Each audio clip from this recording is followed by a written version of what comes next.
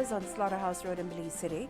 This is Love Television's evening news for today, Monday, May 18. We get you started off with a look at the stories making the headlines.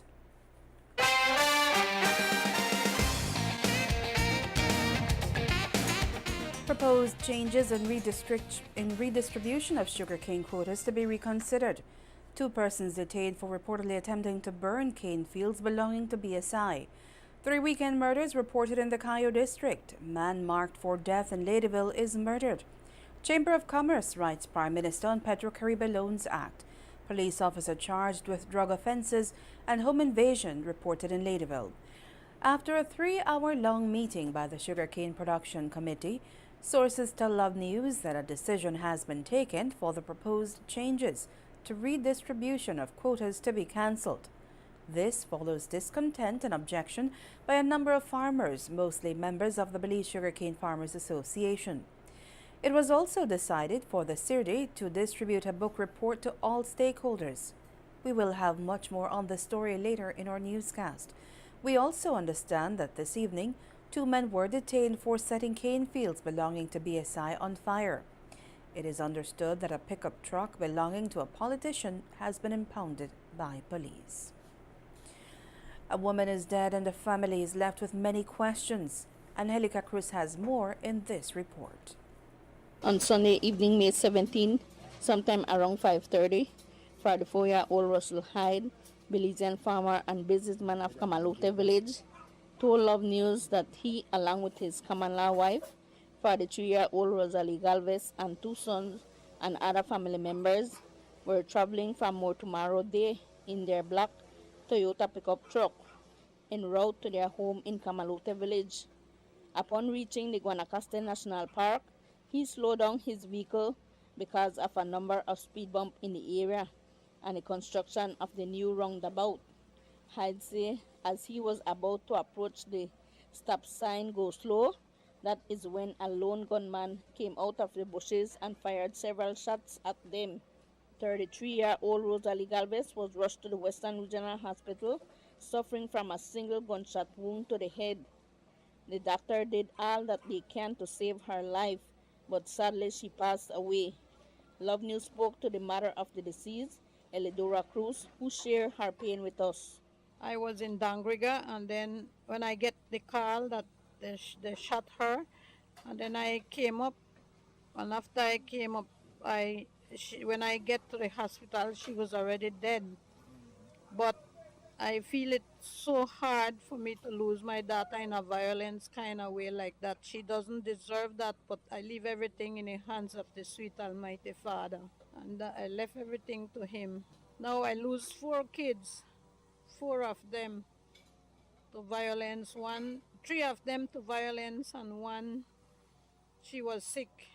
And the hardest one is this last one, Rosalie Galvez, because I may love her with all my heart, and I know she may love me too.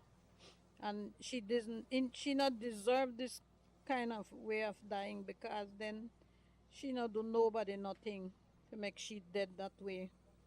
I really want to give God thanks, and I know I leave everything in the Lord's hand. He gonna take care of it for us. Love News spoke to the common-law husband of the deceased, Russell Hyde. I was in Motomaro village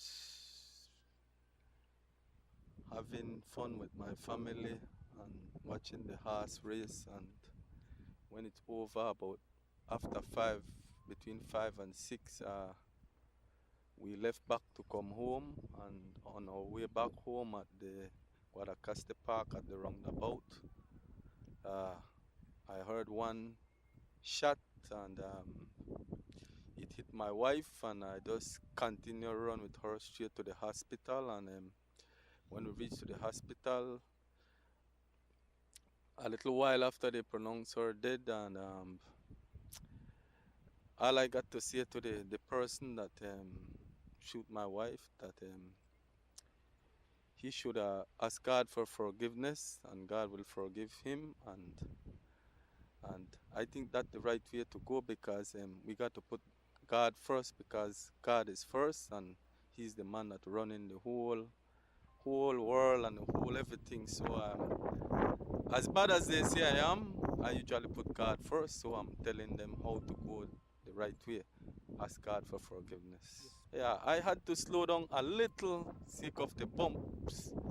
But when I heard the shot, I neglect the bumps and I proceed to the hospital. And I tried my best, and I know my family say I tried my best, and God know I tried my best. And as I said, no, that guy should have asked the Almighty Father for forgiveness, and because I can't forgive him, only God could forgive. So that's all I have to say. And Reporting for Love News from Camalote Village, I am Angelica Cruz.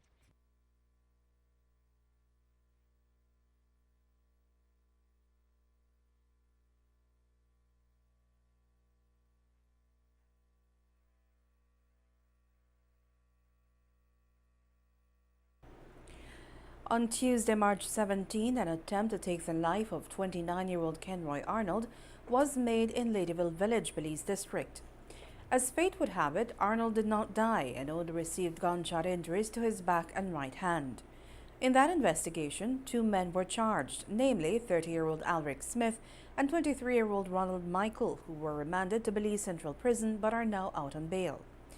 Exactly 60 days later, another attempt was made to kill Arnold, and this time, whoever wanted him dead got their wish.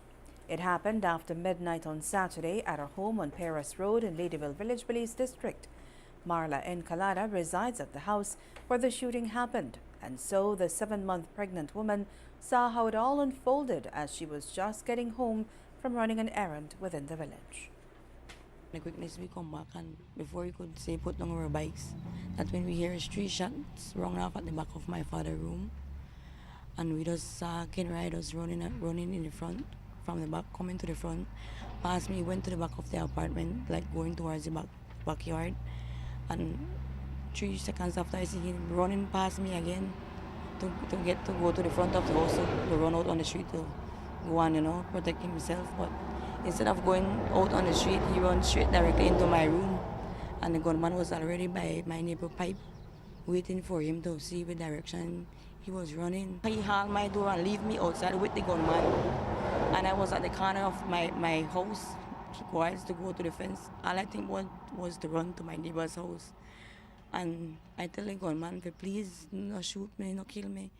And before I could say that, one man tell me just run. I run towards the fence to go to my neighbor's house, run for cover, and that's when 3 shots burst behind me in my direction. And the police said that it was 4 rounds because they find a bullet that wasn't burst. They find that on the ground. Honestly, I don't see any gunman face. He was tall with a hoodie. Something tied around his face, so you can't see nothing. My lamppost light wasn't working at the time. It worked, it go on, it come off, it go on, it come off, and the light was off at the moment when the gunman was there dealing with his action, and the quickness of what happened. I just fell off the scene, and I leave my house, everything open, and I went to the neighbor. And when I went to the neighbor, the first neighbor door I got, she never did open up her door, but the second neighbor accepted me inside of her house. And that's when she tell me, I tell them to call the police for me, and I call the police myself and tell them that they have a shooting on Paris Road, 20 Paris Road, to please come now. According to police, their investigation is coming up somewhat empty as there have been no arrests made in this investigation and the motive is yet to be ascertained. Police went to a residence on Paris Road in Ladyville where they saw 29-year-old Kenroy Arnold suffering from multiple gunshot wounds to the body. Initial investigations revealed that Kenroy was at that residence along with a few members of that residence when somebody, or reportedly 3 men, came from behind the building and fired several shots at him, causing his fatal injuries. Of course, he was taken to the Carl Hushon Memorial Hospital where, undergoing treatment, he succumbed to his injuries. So far, we have not established a motive for this homicide. And secondly, he was the intended target. Later on in our newscast, we will hear from the Arnold sisters, who spoke on the fact that Kenroy's life was recently threatened and their discontent at how the police officers handled the situation on Saturday night. On Friday night, the disturbing news of a double homicide was reported in Tea Kettle Village that left 2 men dead. It was a gruesome discovery made by the wife of one of the murder victims, as we hear in this report from Angelica Cruz. Based on a phone call received on Friday evening, May 15, sometime around 6:10, Belmopan police visited Pineapple Hill in the village of Tea Kettle, situated about 300 yards off the George Price Highway.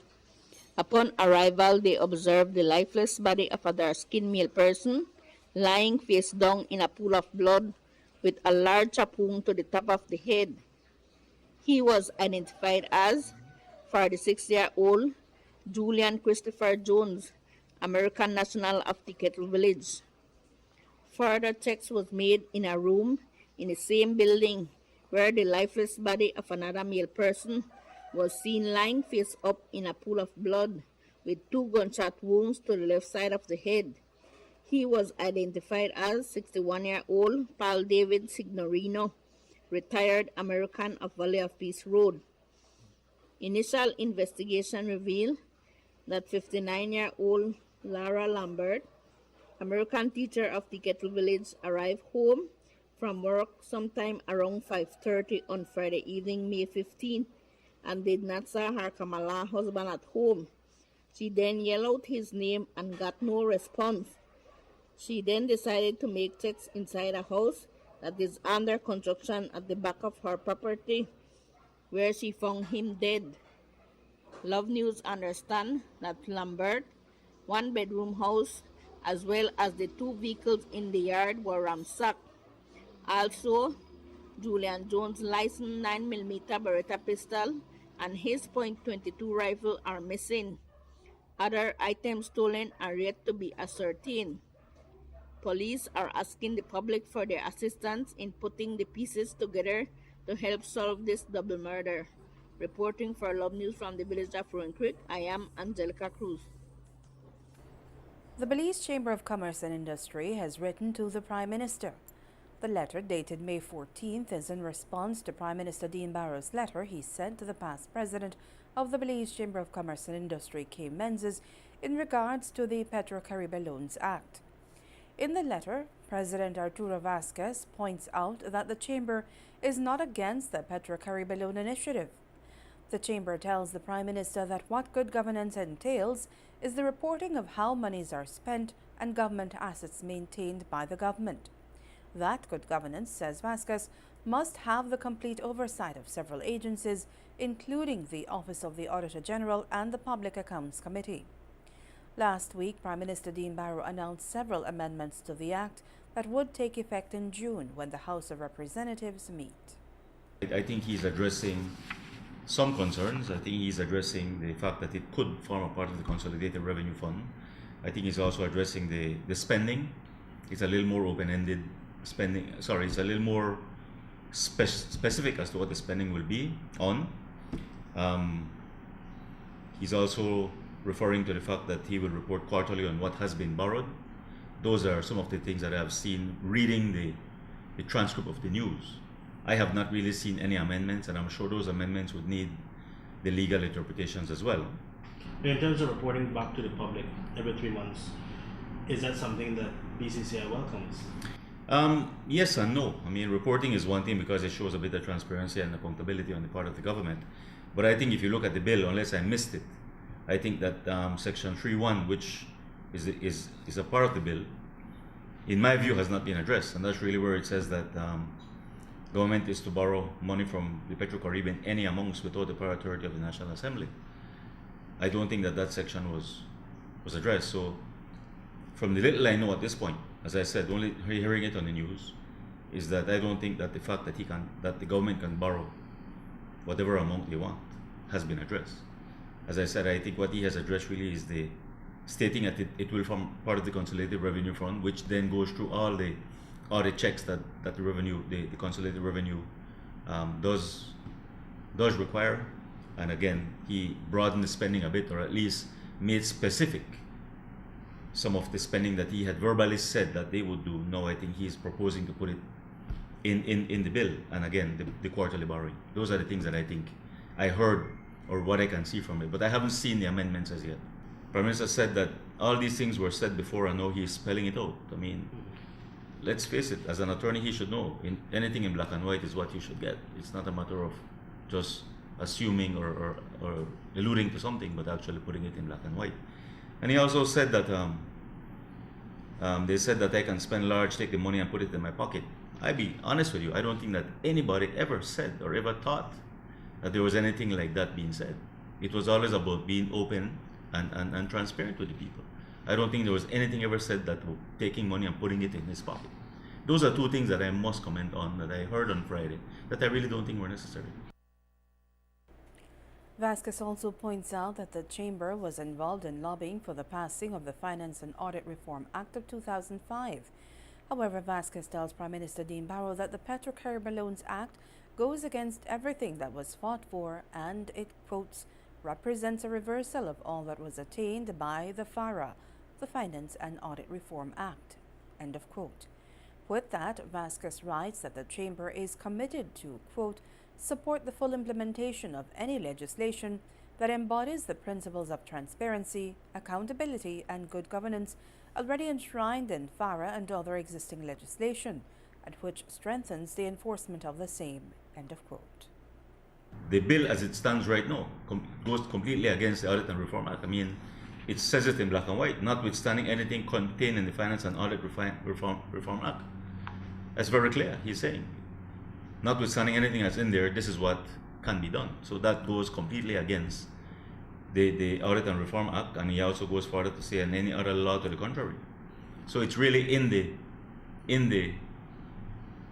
act that it says that we don't need to follow the Audit and Reform Act at all. So that's where we got that from. So what sort of discussion or dialogue is the BCCI looking for in terms of talking with the Prime Minister in terms of Petro Caribe? Well, I think we have responded to the Prime Minister, and the response, we ended up by saying we're open for dialogue. We have made it very clear to the points that we would want to see them address. But to be honest, I don't think that we're saying anything different than what the other concerned parties are saying. We are all more or less along the same lines. The Prime Minister obviously has heard the cries, and I think he's prepared to make some amendments, which he has announced some of them on Friday. But I guess until you see what those amendments actually are properly documented as, then I guess there may be more concern. I believe it's quite clear that when it comes to this Petro Caribe funds and monies, politics is at play on both sides. How would you respond to the criticism saying that the BCCI is as well playing politics? Absolutely not. The BCCI never plays politics. But again, it's unfortunate that I think that in this country, I think we have gotten to a point where I think everything seems to be politics. A few weeks ago at our AGM, and my speech is publicly known now. That was the point of my speech. And it's unfortunate that whatever we do these days, you're either taken as a red or a blue. And that's what we do. We never dialogue. The message is gone. It's all about the messenger and not the message. The BCCI will always remain non-partisan. I mean, we are not playing politics in any way.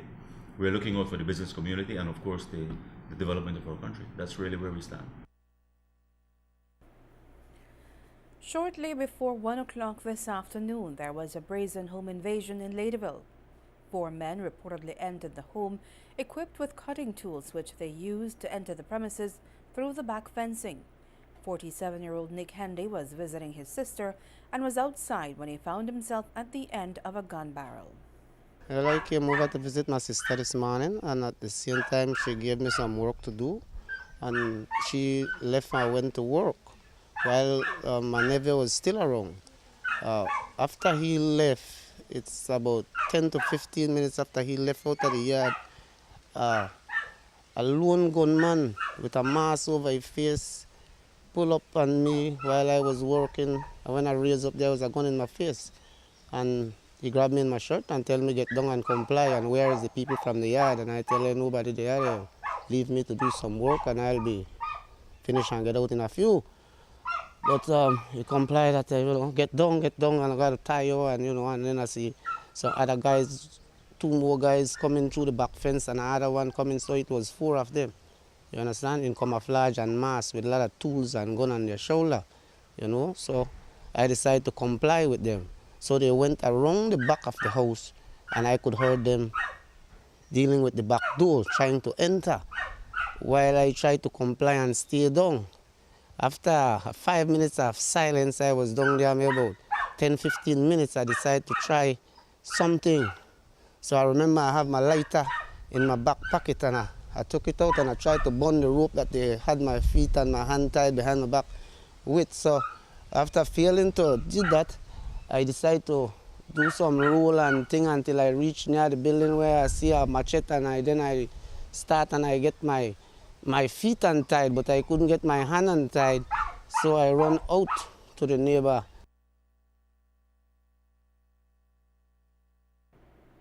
After his escape to the neighbors, Hendy, fearful of the armed men, was quick to alert law enforcers, who responded quickly to the call. Well, the guy that put a gun in my face, it was a short handgun, mostly looked like a 25 handgun. And the other ones that was outside the fence have something more like a pump action and more like some tools that they used to cut steel and stuff like that on the shoulder, but they standing my head back and tied my eye and my mouth, so I couldn't see. After they went round the back of the building, I can't see nothing more. I only could hear the noise until I tried my best to get loose. Shortly after Hendy's escape, homeowner Margaret Hendy was notified and made her way home to find her house already burglarized. She says it was a waste of time and her family's safety is now her biggest concern. I think it was a waste of invasion because I have nothing in this house for people to steal. Yeah, they might see cars outside in the yard, motorcycle, a boat, but I don't have anything in the house for them to go with, especially finance. Maybe a couple TVs. There's nothing in there for them to steal. And what are we going to do now? We can't leave our home. We can't go to work. We can't, even if you have a watchman, they tied him up too. So how are we going to carry on our lives? We're not safe.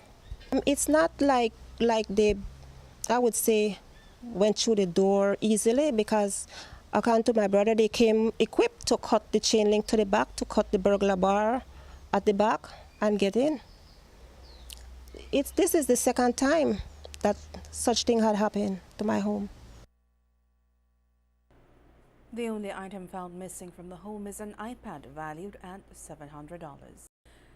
Coming up after the break, or that is, before we go to the break, another police officer is in trouble with the law.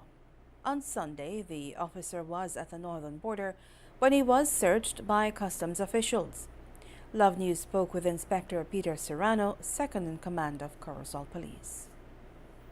About 1:55 p.m., custom officers from the Custom Enforcement Unit was conducting official duties at the custom checkpoint at the northern border when a silver in color Hyundai four-door car bearing Texas license plate approached the customs checkpoint. The car was being driven by one Giannia, police officer. The car was searched, where custom officer asked for the trunk to be open, and for some reason the trunk could not open, so the custom officer removed the back seat and searched the said car. While searching the trunk of the car, 3 parcels wrapped in black plastic bag was found in the trunk of the car. The content of the package was examined, where it contained green leafy substance consistent with cannabis. All packages were retrieved, shown to the driver, where customs immediately called police. Police responded, and said person, Jian Young, was handed over to the police along with the drugs and the car. Police processed the drugs, where the first package weighed 1,043 grams, the second package weighed 1,062 grams, and the third package weighed 1,034 grams, all to a total of 3,139 grams cannabis. Gian, police constable attached to the causal formation, was arrested and charged for the offense of drug trafficking.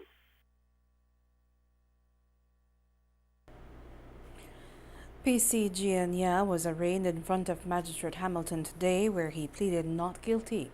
He was offered bail in a sum of $3,000 and a surety. His case was adjourned until August 21.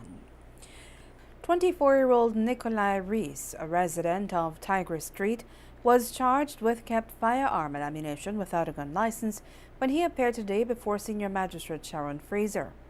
Reese pled not guilty to the charges. He was remanded into custody until July 3. The incident occurred on May 7. The police reported that they were on mobile patrol when they saw Reese. They said that when they approached Reese, he ran and a gun fell from his hand when he tripped over a concrete block at the corner of Euphrates Avenue and Dean Street. Police said Reese managed to escape, and when they retrieved the firearm, it was a Smith & Wesson 9mm pistol with 9 rounds of ammunition in its magazine. Reese was apprehended yesterday and charged. 23-year-old Patrick Swayze, a delivery man and basketball coach who allegedly kissed a 13-year-old boy on his lips, was charged with aggravated assault of an indecent nature when he appeared today before Senior Magistrate Sharon Fraser. Swayze pled not guilty to the charge. He said he kissed the boy on his cheek. The incident occurred on December 2014. The boy reported to the police that he and Swayze were sleeping under a Christmas tree when Swayze kissed him. Swayze was released on a bail of $1,500 and his case was adjourned until July 16. 34-year-old Anthony Waters, a real estate agent of 7182 Cesar Ridge Road, who took $810 from an employee of Courts Belize, was charged with obtaining property by deception when he appeared today before Senior Magistrate Sharon Fraser. Waters said that he was guilty of the charge and he has brought the money to court to repay the complainant, Shakira Young. He took out the money and paid Young, but he was not free yet. It was discovered that he owed the court $355 for a conviction of driving a motor vehicle not covered by third-party risk insurance, which occurred in 2006. Waters was not allowed to leave until he paid the outstanding fine. Young had reported to the police that in June last year, she gave Waters $810 for a land transfer, and the deal was not honored. She said she made several attempts to get her money back, but it was to no avail. It was not until December last year she went to the police station and made a report. Waters then agreed to pay her back, but he did not do so until he was picked up by the police and brought to court. Just after 6 o'clock last night on the outskirts of Sand Hill Village Police District, a green Toyota Tacoma pickup truck overturned multiple times on the highway, landing on its side against a fence. The police press officer Rafael Martinez spoke to the media today and briefed us on the incident. To a road traffic accident in the area of miles 13 and 14 on the Philip Golson Highway. And when they arrived at that location, they saw a gray Toyota pickup truck on its side, overturned, and several persons were on the scene with varied degrees of injuries. Initial investigations revealed that the driver, Cedric Avilés, was heading towards Belize City, and upon reaching at this area, he experienced a blowout. As a result, he lost control of his vehicle and overturned, and several of his passengers who were riding in the back of the pickup truck received injuries. So far, we have not received any information regarding fatalities, but as I mentioned earlier, they had varied degrees of injuries and were taken to the Carl Husha Memorial Hospital for treatment. The driver of the pickup truck was Cedric Avila. The extent of the injuries of the persons traveling in the vehicle has not been confirmed by police. Investigators in Belmopan are investigating a hit-and-run incident that happened on Saturday night. Here is Fem Cruz with that story. A hit-and-run motorcycle accident on Saturday night, May 16, left a 13-year-old student of Salvapan, Belmopan, hospitalized. According to the father of that 13-year-old, 43-year-old Julian Bull Sr., he was sitting down inside the house along with some family members when he suddenly heard a bang and saw his son lying on the cemetery road in a pool of blood, unconscious. I'm here to appeal to the general motorists and vehicle to be very cautious while driving around, especially Cemetery Road, where we have a little snack place that, a lot of people being, moving in that little area. I got the news that, my son was getting hit, so I ran out, and upon arriving, I saw my son, in the pool of blood, unconscious. And from there, I rushed him to the Belize Belmopan Western Regional Hospital, and he was unconscious for approximately 2 hours and a half. At the doctor's point of view, at the moment, he was stable. He was in stable condition. But I'd like to appeal to the traffic department here in Belmopan to have some patrols being done at this location to monitor these vehicles or motors, with this speed limit. Can you tell us the injuries that your son received? Well, he suffered a head injury and a knee, which, the skins are torn. And I'm not sure how much stitches he received, but he has get conscious, like I mentioned before, and he's in God's hands. So we just pray that, everything works out fine. This is Brother Fem Cruz reporting from the Western Regional Hospital here in Belmopan for Love FM. The Sugarcane Production Committee, SCPC, has taken a decision to postpone the implementation of sugarcane quotas redistribution among farmers. The decision was made following a meeting this afternoon in Orange Walk at the Sugar Board building, where approximately 90 cane farmers gathered outside with placards while the SCPC met inside. At the end of the meeting, Chairman of the Sugar Industry Control Board, Gabriel Martinez, spoke with the media regarding the decision taken and the next step to be embarked. And the decision taken is that the ACPC, the decision taken by the ACPC is suspended. It's suspended until the board gets a complete finding of a survey, productivity survey being taken by CERDI, which has been promised to be finished by this week, Friday. And a week after this, when we get the report, a week after, or I guess it's the 29th of May at 9 in the morning, the board will sit again to look at the final report. But as it stands, the decision of the ACPC is suspended. So you're looking at maybe revisiting the restructuring of quotas before the end of this crop? I wouldn't want to get to that conclusion. Definitely there is a lot of work to be done in analyzing the report, but I must say that is the burning issue on the report, the readjustment of quotas. But at this time, I don't think I have that liberty of saying that is something we are going to do now or something that will happen, during this crop. Certainly, it's something that has to be done urgently, and I guess it's something that will be dealt on to start a new sugarcane crop. So could you tell us why this became necessary at this time when the crop is set to come to a close in a few weeks? Well, there was a production estimate to begin the crop, and the members of the ACPC at that time thought that there were some flaws on it, and so asked CERDI to take over and carry on certain aspects that were missing from the initial production estimate. That then happened well because here they have, everybody thought here they has the resource and the manpower to carry on this survey. So their report came in last week, and the members of the ACPC sitting on that meeting voted to accept, to adopt, and to make the adjustments based on the CRD report.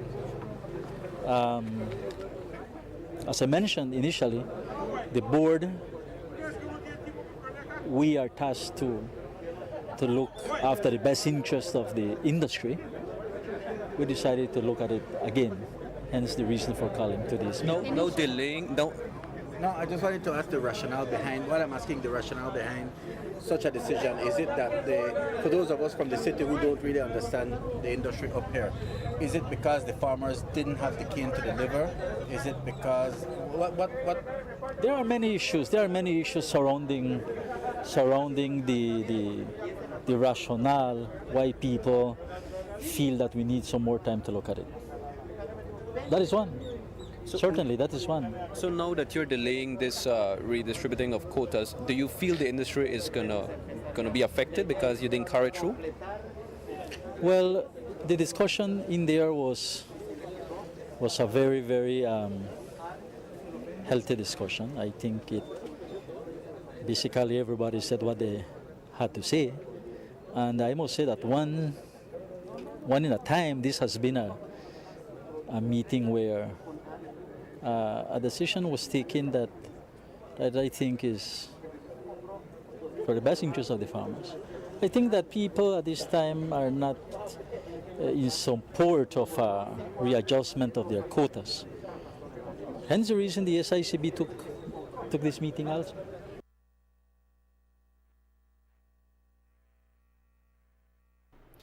One of the concerns raised following this survey or the sugarcane production estimate is what the real intention of such survey is. The media posed the question to Martinez. This is the cane farming community, and with all respect to the intention of the ACPC and the surveys is to gradually iron out people who don't have the production. There are a lot of people who have made sacrifices. There are a lot of cane farmers who have borrowed money from the banks, from financial institutions. They have invested. They need time to put their production to the factory. That was, or that is, and continues to be the essence behind a production estimate. To give those real farmers, I would say the real farmers, the opportunity to get their product to the factory. What is your definition of a real farmer? Well, those who have the cane. Is there a quantity to how much you have Well, not the quantity, but at this time, various surveys that have come out indicate that we still have people who don't have the production at the cost of those who have the production. The cry of the people here, the farmers here, is that there is the production and that the readjustments of the production estimates really is more of a loss than anything to the farmers. Well, the decision is not final. As I said, we have suspended. The vote is to suspend the SCPC's conclusion of that meeting, and we have to look at the survey again, at the final survey, because the final survey is not yet in. It has to be completed. And after that completion, we are going to look at it again. Of course, in a more rational way, since it's the final product. Will that be made available to the associations? Our intention is to have all the associations get the completed survey before we sit in the meeting, so that it can be properly ventilated, so that they can go back to their farmers, inform their farmers what it is that they are going to decide on a given date, on a given meeting. We will continue to monitor the development within the sugar industry. And while the SCPC met an Orange Walk a few miles away, 20 acres of cane fields belonging to BSI ASR went up in flames. BSI was quickly alerted about the matter and its security personnel responded. When they got to the fields in the San Lorenzo area, they found the fields in flames and also saw 2 men in a blue pickup truck. It is alleged that the men in the blue truck fired at the BSI ASR security personnel and fled the area. Quick police response led to the detention of 2 men from Orange Walk. Both men are now in police custody and are being questioned. When we spoke with Belis Carballo of BSI, he told us the estimated amount of cane burnt is approximately 700 tons of cane, worth $50,000. BSI has all the intentions of pursuing the matter legally, as it views the shooting as endangering the lives of its staff. Some 200 Belizeans, led by the Northern Territorial Volunteers NTV, trekked to the Belize-Guatemala border to visit the Garbutt Falls Monument in the Cayo District. Hippolyta Novella reports. 4 buses filled with Belizeans, mostly from the northern districts, left from the Orange Walk Town Market on Sunday morning. They got up bright and early in order to travel to Garbutt Falls Monument, a border marker that stands at the western border between Belize and Guatemala. An estimated 200 persons participated, the largest number to date as it relates to these border expeditions. Well, brother, I don't know what it is with the people from Orange Walk, but all we did was say we are going to Garbutt Falls Monument, and the people of Orange Walk just turned out. And we had to close off at 4 buses, and I'm sure we could have had more, but due to the fact that we knew that we would not be accompanied by any security forces today, we decided to close off at 4 buses, which was the maximum that we felt comfortable with to bring here on our own. There are many students and there are many people of different ages. All ages are here because I think that many of us have lived in Belize for so many years, and many of us hadn't had this opportunity to come and visit our borders where they are. I think these kinds of trips are very educational. As long as Belizeans want to come, I think we should, and I would encourage other groups to do the same. You know, take as many Belizeans as want to go to their monuments, show them the monument, let them know that we have 3 monuments, because we were not taught that in primary school, nor high school, nor tertiary level school in Belize. This is the biggest gathering. The movement is definitely growing, and Belizeans are becoming more and more conscious. This is not a political thing. This is not a PUP, UDP, VIP, or PNP thing. This is a Belizean thing. And this is a time when we unite across party lines and show that Belizeans are first. Our country are first. A plaque with Belize's name on it had already been placed on the border marker. So what the group did, aside from singing the national anthem and saying the national prayer, was to clean the area and paint the border marker white. No one from the government of Belize participated on the trip. This area is a disaster. As you can see, it's filthy. Nobody seems to care what's happening behind here. This highway here for illegal activities is well trod and is happening right under the nose of the Belizean immigration. We brought young Belizeans, they recited their poems, and we will assist the OAS and the Ministry of Foreign Affairs today by painting and donating some paint to the monument. And that is it. We are only painting the monument. Hopefully when you leave, you will see a brand new looking monument. It seems to want to topple over pretty soon. I hope they would fix it before the rains start. But that is all we will do today, paint the monument, and then we head back home. Even myself, I didn't know about this. So these are things that are very important that our schools, our curriculum need to be taking it into account so that our children can start to learn what Belize is all about, where our markers are and how our markers are being seen. What was the history behind our markers? How were they developed?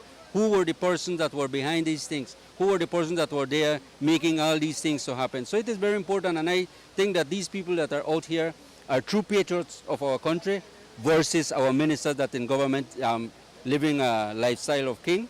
And as you can see, we are here, even yourselves here with faience and everything going here in this area. So it is very important for us and for you to demonstrate that we are patriots of Belize and that we are caring for our border and our nation.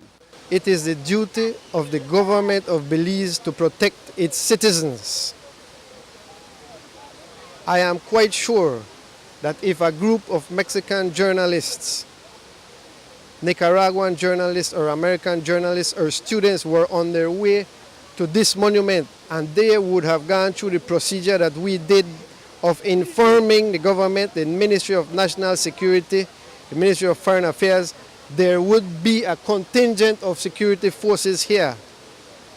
But I will tell you again, we have always gone through the procedures of notifying all relevant authorities. Take a look around today. We are here on our own.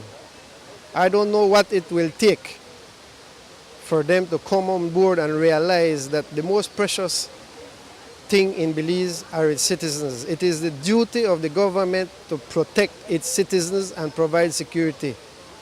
There are over 200 Belizeans here today, and we are not being properly looked after. Reporting for Love News, Hippolyta Novello. BTV leader Will Mejia says that the group is outraged at the latest development relating to the Belize-Guatemala border dispute. As we reported last week, Belize had agreed to a request from Guatemala for them to hold their referendum separate from Belize. The Prime Minister has stated that this last decision could only be beneficial to Belize, but Mejia thinks otherwise. We hope that he would rethink his position and don't go to Guatemala to sign no amendment. He has not consulted with the people of Belize. Is this where we are going, into a dictatorial government? And I would like to appeal to the Prime Minister and to other members of Cabinet to urge him not to go, because it is the wrong thing to do. We, the Belize Territorial Volunteers, definitely condemn such a move. The amendments should be signed by May 25.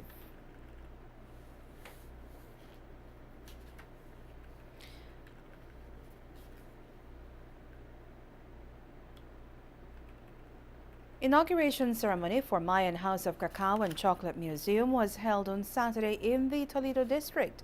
Paul Mahong reports.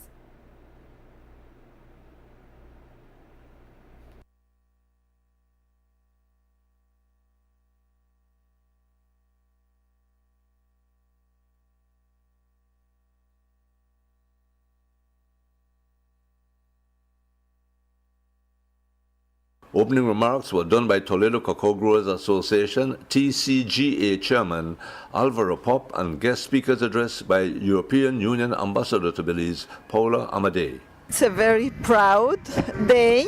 We are inaugurating the Maya House of Cocoa. We have been waiting, and the community have been waiting for some time for this to happen. The project that the EU has funded has allowed not only to inaugurate, to build this new cultural center, but as well, and more importantly even, to provide the communities with resources to improve the production and productivity of the plants, of the farms, and to learn better management technique, and to learn a new skill in order to move up in the value chain rather than exporting and selling the beans, to be able to sell nips and hopefully a final product. Another main speaker was Deputy National Authorizing Officer in the Ministry of Economic Development, Catherine Mendes. A museum is, of course, much about tourism, another export industry of Belize, which may also expect brighter and brighter days ahead. Our Mayas, indeed, have made us heirs not only to their traditional cultivation of cocoa, but also to magnificent antique palaces and cities, some of which, including very near here, presently receiving improved tourism facilities through yet another ongoing EU grant. Cocoa has prospects of a bright future. Tourism also, as an industry, has a bright future, particularly the ecologically and environmentally friendly type of tourism that Belize has been putting emphasis on. A presentation on the Mayan House of Cacao and Chocolate Museum was made by TCGA Executive Director Armando Choco. Well, the building is a 2,000 square feet, one-story concrete structure. It includes a chocolate factory, an exhibition hall, administrative office, and a gift shop. Later on, the facility will also include the Pod restaurant and will feature cacao farm trail and a picnic area. The main objective of the building for the TCGA is to provide a home base for the cacao sector. As you know, the Toledo Cacao Growers Association has been very instrumental in promoting cacao production in Belize. And as a result, the promotion of cacao has also led into the emergence of chocolate processors in the country. And we want to do that by through innovative ways of generating stable income for the local communities. And of course, some of the activities under which we will do that falls under cultural, heritage, cuisine, and agricultural tourism. Cultural, music, and dance presentations were done by students of Tumulkin Center of Learning. After closing remarks by Mayan House of Cacao Project Coordinator Petro, unveiling of a plaque and cutting of the ribbon was done by European Union Ambassador to Belize, Paula Amadei, and TCGA Chairman Alvaro Pop.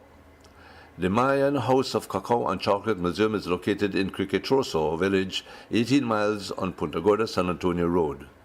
This report is sponsored by Golden Stream Spice Farm Restaurant, located 28 miles out Punta Gorda on the Southern Highway. Contact phone number 732-4014. Reporting for Love News, Paul Mahone, Punta Gorda.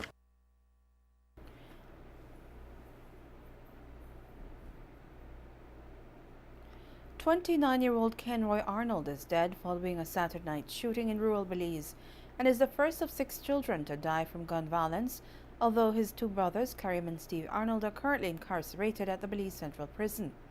His sisters, Kira and Kazia, are left out to bear the struggles of dealing with Kenroy's murder. Love News met up with the Arnold sisters today, who spoke to us about how their brother was previously threatened and how they found out about the shooting incident. My brother me don't aware. I really that them guys me I come up from because I'm calling and telling them give a threat. I tell him dead before court case. Before the court case, so he me don't aware that he look at me and tell me, say, sis, watcha, one life to live. He said the world wrong. That's what he tell me. The only thing we could think about right now, because we get one call and I tell him that the ballet say I kill her. The only thing we could think about right now, we can't think about nothing else right now, because he not got no enemy. He not beef with nobody right now, or nobody. I don't know about no beef right now. You understand me? And then he don't say he never going to court. He might have a court case just like that. He say he never going to no court. And I tell him we never going to report that thing. Send on threat, but he not into the up and down the station, I think, you know. He not into that. But he does me say he never going to court. But I'm supposed to go out at night. And I got on my bed, I just never want to go out again because I usually go out. And I say I stay home tonight. And when I say I stay home, I say I can call my brother, I come home and I call. And next thing is, I never call his phone. I don't know why I never call his phone. And I call the next girl phone instead of his phone. I know what happened the night there. Everything that's happened, you know, weird, like, I don't know, like lone vibes. I never end up call his phone, I call the girl phone instead of my brother's phone, and he had his phone, and I know what happened the night there. I had to call her phone instead. I don't think about it. I know why I never call his phone. I call she instead of telling her to tell my brother come home. Just tell her to come home, just like that. Tell my brother come home, that's all. No? And if you wake up the man, they come here, tell him, the brother get shot, I think that's my sad, and you know. We reach a hospital and I see him on the bed, so you have your eyes open, so don't know already when you keep your eye open and I die down. So a heavy thing not. As if the death of their baby brother is not enough to deal with, the sisters say that they are deeply affected at how the Ladyville police dealt with the incident, adding that if the officers who responded had behaved differently, Arnold may still be alive. Saturday night, I went over there to the wake. Me and my friend Dan, and me and him was socializing. And afterwards, me and Dan left because I get hungry. But before I left, it crossed my mind because some of the guys that my little brother had problems with was passing up and down, right? So it crossed my mind, but I never wanted to tell him nothing negative. So I blocked that out. When I walk outside of gyms, my brother come on a bike, they smile, happy. Yeah, cruisy. Come out, I thought Ross, and I saw them buy food for you. And he said, sure, thanks, sis. The last night I spoke to my brother.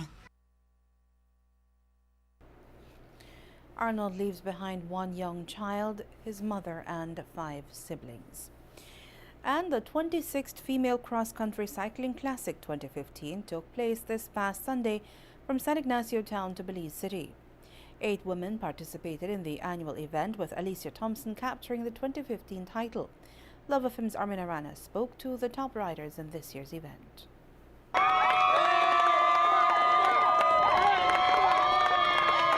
It was really, really hard, but the hard work paid off. I mean, I'm out here training many days alone. I mean, I think the guys could do some more with helping us, but we set, Mr. Taylor set my schedule and I just execute now. So in the end, it paid off. It's hard work though.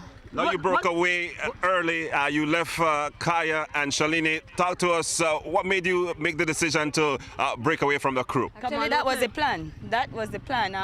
If it didn't work just after Mount Hope, then that was the other plan at the Old Man Hill. So I did it there and came all the way through. Did the best I could have done today.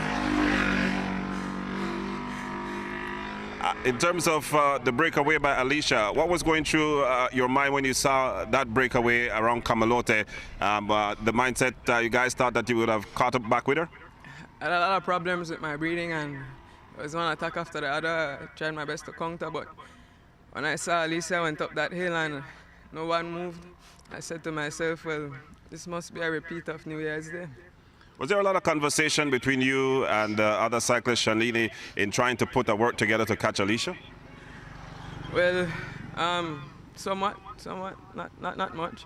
It's always good to win. Everybody wants a winner, but sometimes you just have to take a gamble, and I gambled and I lost. You saw that breakaway by Alicia at Camalote. What was going through your mind as you saw the breakaway?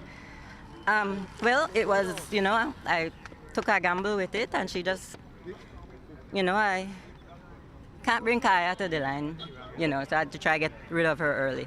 So I saw the opportunity, but she wasn't helping any, so, well, she didn't try to catch her. So she got a bigger gap and just had to play it from there. So in terms of conversation between you and Cayo, there was none to come together, work, try to smile in the gap? Yes, but she was going too slow. So tried to attack her, but then she'd come on me. So it's all a part of the game. So we noticed as well you would attack and the pace was slow right down, and we had Lovell and as well Cruz coming up and catching you guys every time.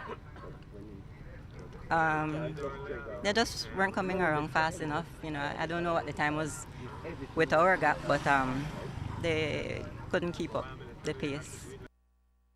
Our thought conditioner today comes from Steve Maraboli. He said, and we quote, "Letting go means to come to the realization that some people are a part of your history, but not a part of your destiny." End of quote.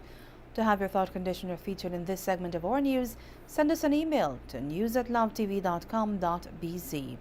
This has been the Evening News on Love Television. Thanks for watching. I am Julia Carrillo.